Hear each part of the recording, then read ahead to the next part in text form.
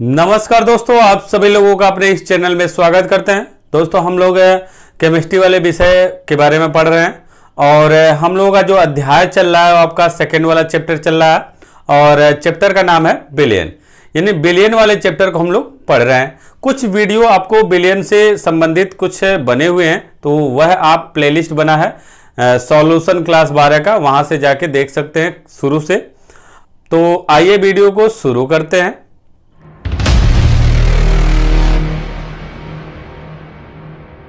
आज के इस वीडियो में हम लोग पढ़ने वाले हैं मोल अंश या मोल भिन्न या मोल प्रभाज। और ये लगभग मान के चलिए ये इंपॉर्टेंट में है, क्योंकि यहां से आपके क्वेश्चन जो है पूछे जाते हैं और इस चैप्टर से आपके सवाल जो है अधिक पूछा जाता है और कुछ परिभाषाएं भी पूछी जाती हैं। लेकिन आपका इस चैप्टर बिलियन वाले चैप्टर से आपके सवाल जो हैं अधिक पूछे जाते हैं और बड़े नंबर में पूछा जाता है। तो इस चैप्टर को आप लोग ध्यान से पढ़िएगा और इस वीडियो को भी ध्यान से आप पूरा लास्ट तक जरूर देखिएगा। पहला पार्ट आप पढ़े थे रासायनिक यूनिटों के द्वारा आपका सांद्रता ज्ञात करने गणना कैसे किया जाता है। तो उसमें पहला आप पढ़े थे पार्ट पर मिलियन आप पढ़े थे, पीपीएम आप पढ़े हुए थे। और यहां पे हम लोग दूसरा वाला बी नंबर आपका है मोल अंश या मोल भिन्न या मोल प्रभाज, यानी मोल फ्रैक्शन, मतलब मोल प्रभाज आपका पढ़ना है। मोल प्रभाज कहिए या मोल अंश कहिए या मोल भिन्न कहिए। भिन्न का मतलब बट्टे वाले के तौर पे जो अंश हर होता है उसका रूप कहा जाता है। तो ये मोल प्रभाज है क्या? देखिए, मोल प्रभाज कहेंगे किसको?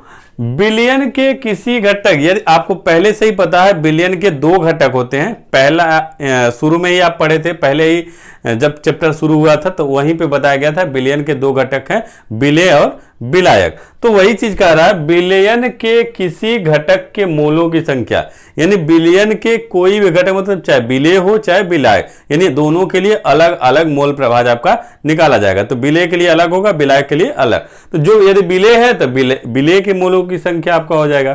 तो बिलियन के किसी घटक के मोलों की संख्या और बिलियन में उपस्थित उसके सभी घटकों के मोलों की कुल संख्या के अनुपात को उस घटक का मोल अंश या मोल प्रभाज कहते हैं। इसे कैपिटल यक्स से प्रदर्शित करते हैं। यानी मोल प्रभाज को हम लोग कैपिटल यक्स से प्रदर्शित करेंगे। यदि कहीं कैपिटल यक्स लिखा है इसका मतलब मोल प्रभाज निकालने के लिए कहा जा रहा है। और यह मोल प्रभाज आपका अलग अलग घटकों के लिए, यानी विलेय के लिए कुछ और होगा, विलायक के लिए कुछ और होगा। तो अलग अलग दोनों का निकालेंगे। तो आपसे कह रहा है कि ऊपर आपका क्या है, जो बिलियन है उस बिलियन के में से कोई भी घटक हो सकता है, विलेय भी हो सकता है और विलायक भी हो सकता है। तो विलेय या विलायक के मोलों की संख्या ऊपर रहेगी।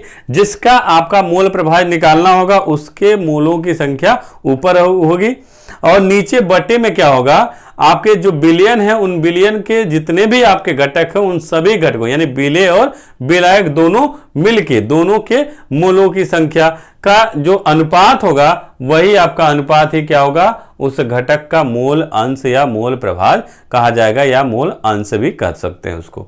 इसे हम लोग कैपिटल एक्स से प्रदर्शित। एक बार फिर से समझिए, जो बिलियन का मोल प्रभाज आपको निकालना है तो ऊपर आपका क्या होगा। यदि मान लीजिए विलेय का मोल प्रभाज हम निकालने के लिए कहें तो विलेय का मोल प्रभाज बराबर क्या होगा, विलेय के मोलों की संख्या, यानी विलेय का पूछ रहा है तो विलेय ऊपर रहेगा और नीचे आपका विलेय और विलायक के मोलों की कुल संख्या होगी। या आप कह सकते हैं विलेय और विलायक मतलब बिलियन के कुल मोलों की संख्या, यानी बिलियन में जितने भी मोलों की संख्या होगी वो आपका नीचे रहेगा। तो बिलियन में क्या होगा, विलेय और विलायक होते हैं तो उनके अलग अलग मोलों की संख्याओं को जोड़ के आप रख देंगे तो वही आपका बिलियन का हो जाएगा। तो आपका यदि विलेय का मोल प्रभाज निकालना होगा तो विलेय के मोलों की संख्या बटे विलेय प्लस विलायक के मोलों की संख्या, या आप उसके जगह लिख सकते हैं बिलियन के कुल मोलों की संख्या। उसके बाद यदि मान लीजिए विलायक का निकालना हो तो विलायक के मोल प्रभाज कहेंगे तो विलायक के मोलों की संख्या बटे विलेय प्लस विलायक के मोलों की संख्या, या बिलियन में उपस्थित कुल मोलों की संख्या। तो ये ऐसे आप निकालते हैं। तो हम लोग का यहां पे देखिए फार्मूला आपका है, यहां पे घटक का मोल प्रभाज, यानी घटक का मतलब आपका कोई भी घटक हो सकता है। दो घटक होते हैं विलयन के, तो कोई भी विलेय आप चाहे तो विलेय का मोल प्रभाव, तो विलेय के मोलों की संख्या बटे विलयन में कुल मोलों की संख्या।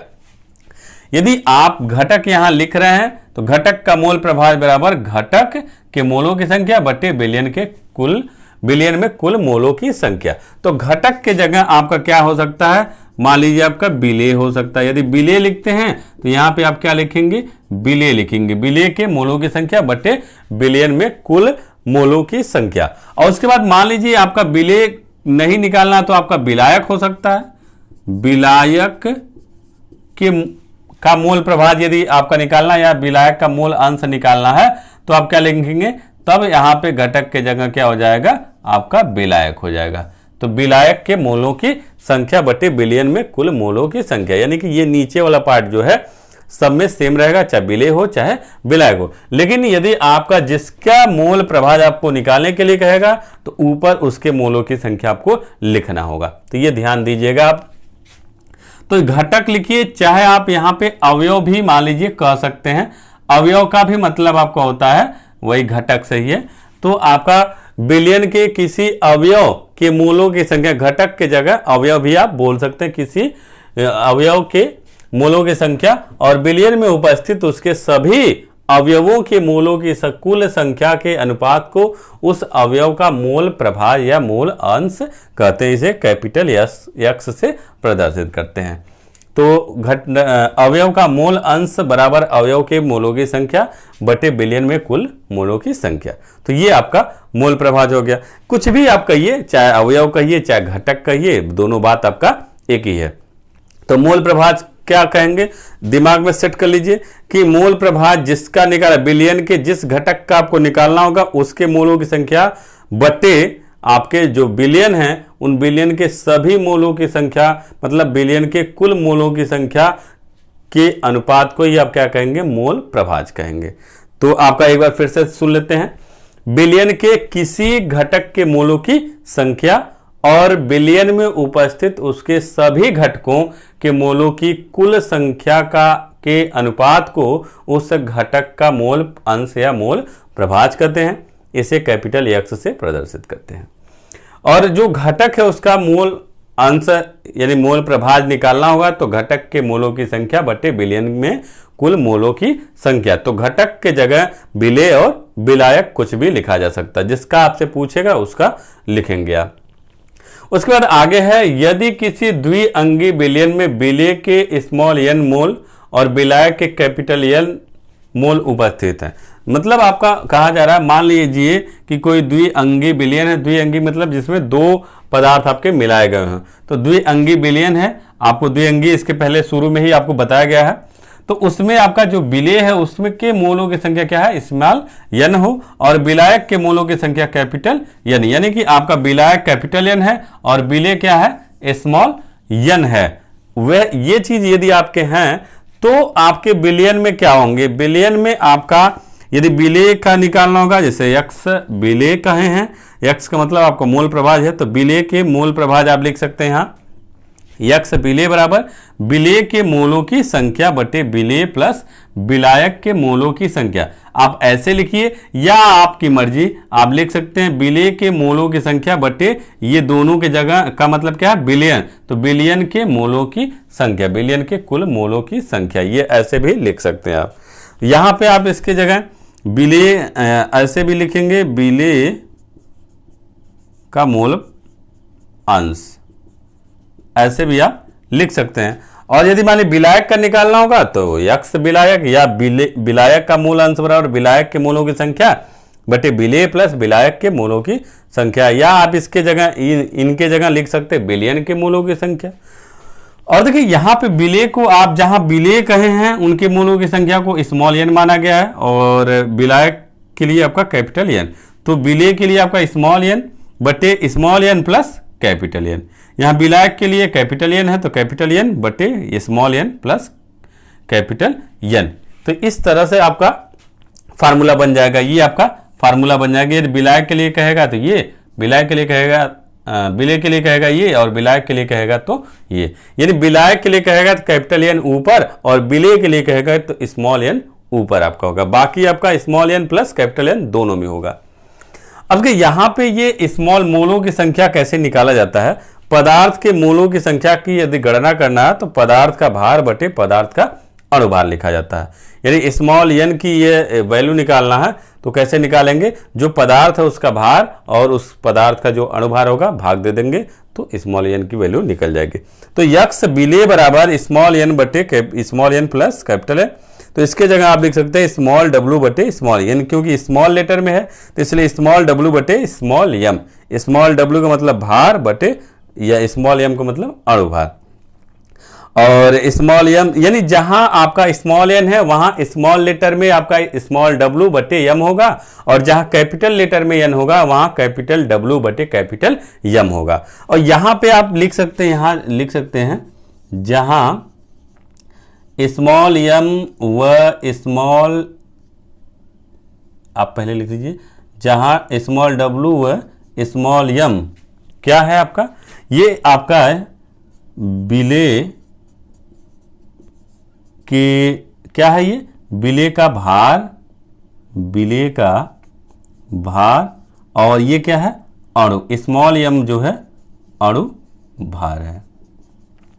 फिर आपका तथा आपका ये भी कर सकते हैं कैपिटल डब्ल्यू व कैपिटल एम, ये क्या है विलायक, विलायक का भार व अणुभार है। ये चीज भी आप बढ़ा सकते हैं इतना, तो जिससे आपका बाकी जो है समझने में कहीं दिक्कत नहीं होगा। स्मॉल लेटर में जो डब्ल्यू और एम है वो आपका विलेय का भार और अणुभार है, और जब कैपिटल लेटर में आपका डब्ल्यू और एम है वो आपका विलायक का भार और अणुभार है। तो ये आप समझ गए, यदि स्मॉल एम का मतलब अणुभार और स्मॉल डब्ल्यू का मतलब केवल भार है। तो फिर आपका यदि यक्स विलाय यानी विलायक के लिए आपका फार्मूला निकालना हो तो कैपिटल एन बटे small N plus capital N होता ही है, तो इसी कैपिटल एन के जगह कैपिटल डब्ल्यू बटे कैपिटल एम और टोटल के बटे स्मॉल डब्ल्यू बटे small M plus capital W बटे कैपिटल, यानी कि जो कुछ भी आप समझ रहे हैं, यानी कि आपका स्मॉल लेटर जो यहाँ पे जो सूत्र लिखे हैं स्मॉल लेटर है तो स्मॉल लेटर वाला लिखिए, कैपिटल लेटर जहाँ पे है वहाँ कैपिटल डब्ल्यू और एम लिख दीजिए। ये चीज़ आपका हो गया। अब देखिए एक चीज यहाँ पे नोट ये लिखे हैं कि सभी घटकों के मोल प्रभाज का योग क्या होता है, एक होता है। जैसे आपका जो विलयन है वो विलेय और विलायक से मिलकर बना है, यानी कि विलयन यदि बनाना हो तो विलेय और विलायक, यानी कि यदि 100% आपका विलयन है तो उसमें से मान लीजिए यदि 20% विलेय है तो आपका कितना होगा 80% विलायक हो जाएगा, मतलब आपका दोनों को जोड़ने के बाद 100 होना चाहिए। वही चीज आपका यहाँ पे भी है। यदि आप मोल प्रभाज निकालते हैं, अलग अलग मोल प्रभाज यदि निकालते हैं तो दोनों को जोड़ने के बाद जो मोल प्रभाज आना चाहिए वह टोटल 1 के बराबर होना चाहिए, यानी जितने भी आपके घटक होंगे उन सभी घटकों का योग जो है 1 होना चाहिए। यदि 2 घटक हैं तो विलेय और विलायक, विलेय का मोल प्रभाज और विलायक का मोल प्रभाज दोनों मिलकर कितने के बराबर होना चाहिए, 1 के बराबर होना चाहिए। आप देख लेंगे जो भी मोल प्रभाज निकालेंगे तो आपका जो दोनों की वैल्यू आएगा, जो भी दशमलव में हो या किसी भी तरीके से आए, जोड़ने के बाद आपका क्या होगा 1 ही होना चाहिए, तब जानिए आपका सही है। तो ये चीज आपका नोट में लिखवा दी है जिससे कहीं कोई दिक्कत आपको न हो, यानी कि आपका जो फार्मूला है, यानी कि आप जो एग्जाम में है क्वेश्चन सॉल्व कर रहे हैं, मान लीजिए वहां आपको आंसर नहीं पता है तो आप वहां चेक कर सकते हैं कि जो 2 आपके विलेय और विलायक है उनके मोल प्रभाज आपसे यदि पूछे तो उनको यह निकालेंगे, और निकालने के बाद लास्ट में देखेंगे, जोड़ के चेक कर लेंगे कि दोनों का मान 1 हो रहा है कि नहीं। यदि 1 होता है तो इसका मतलब जो आंसर आपका आया हुआ है वो सत्य है, नहीं तो आपका क्या है गलत है।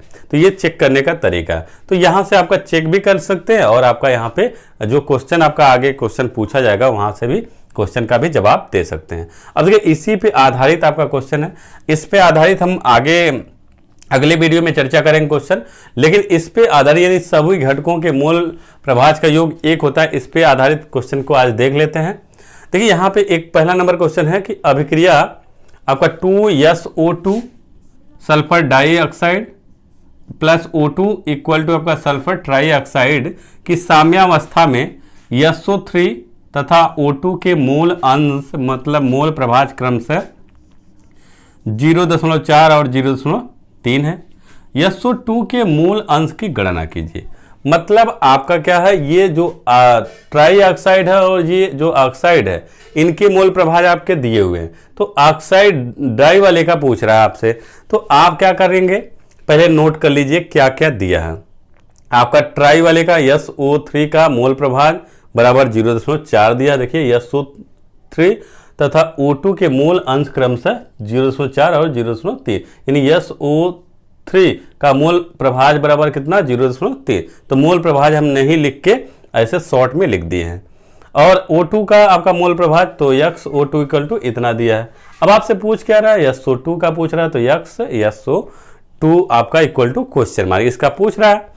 अब देखिए यहाँ पे अभी आप नोट में लिखे थे कि सभी घटकों के मूल अंश का योग जो है 1 होता है। तो अब हम लोग क्या करेंगे, सभी घटकों को जोड़ेंगे और जो मूल प्रभाज है उनको जोड़ेंगे और जोड़ने के बाद 1 के बराबर कर देंगे। तो अतः आपका यहाँ पे जो सल्फर डाइऑक्साइड का मोल प्रभाज है, जो आपका ऑक्सीजन का मोल प्रभाज है, प्लस आपका सल्फर ट्राइऑक्साइड का जो मोल प्रभाज है, तीनों मोल प्रभाजों का योग बराबर 1 हो जाएगा आपका। यहाँ पे डाई वाले का पूछ रहा है मोल प्रभाज, तो सल्फर डाई का और प्लस इन दोनों का आपका दिया हुआ, जिसका जिसका दिया है वो आप मान रख दीजिए। इन दोनों को जोड़ेंगे तो आपका 0.7 हो जाएगा, इक्वल टू 1 हो जाएगा। इसको आप उधर ले जाएंगे तो 1 में से 0.7 आपका घट जाएगा। तो SO2 यह मतलब सल्फर डाइऑक्साइड का मोल प्रभाज बराबर आपका कितना हो जाएगा, 0.3। ये आपका क्या हो जाएगा, आंसर हो जाएगा। तो ये आपका जो आज का जो क्वेश्चन था इस पे आधारित था। अगले वीडियो में हम लोग इन पे आधारित, यानी जो ये फार्मूला आपको बताया गया है, इन पे आधारित हम लोग सवालों पे चर्चा करेंगे। तो उम्मीद है आज का वीडियो आपको समझ में आ गया होगा, और समझ में आ गया तो लगभग आप ये मान के चलिए यही आपका टॉपिक है। इस मोल अंश वाले फार्मूलों को आप लोग याद कर लीजिएगा, क्योंकि इसी पे आधारित आपके अगले वीडियो में आपके क्वेश्चन बताए जाएंगे। तो जब याद रहेगा तो आपको क्वेश्चन समझने में कहीं दिक्कत नहीं होगा। तो इसको आप अच्छे से तैयार कर लीजिए, नोट कर लीजिए और याद भी कर डालीजिएगा। और उम्मीद है आपका ये जो क्वेश्चन आपको बताया है समझ में आया होगा। यदि समझ में आया है तो कमेंट करके बता दीजिएगा कि आपको समझ में आ गया। नहीं भी आया तभी कमेंट करके बता दीजिएगा आपको समझ में नहीं आया, आप फिर से बता दीजिए, हम आपको दोबारा इसका वीडियो बना के समझा देंगे। और यदि आपको हमारा ये वीडियो अच्छा लगा हो तो लाइक कर दीजिएगा, क्योंकि आप लोग लाइक नहीं करते हैं, वीडियो तो देख लेते हैं लेकिन लाइक नहीं करते, क्योंकि लाइक से आपको कुछ नहीं जाएगा। हमारा थोड़ा सा उत्साह बढ़ता है, मनोबल बढ़ता है, उससे हम और उत्साहित होते हैं, जिससे आप लोगों के लिए अच्छे से वीडियो बना के लेके आते रहते हैं। तो बस आज के इस वीडियो में इतना ही। अगले वीडियो में फिर से मुलाकात होगा, तब तक के लिए अनुमति चाहते हैं। नमस्कार दोस्तों।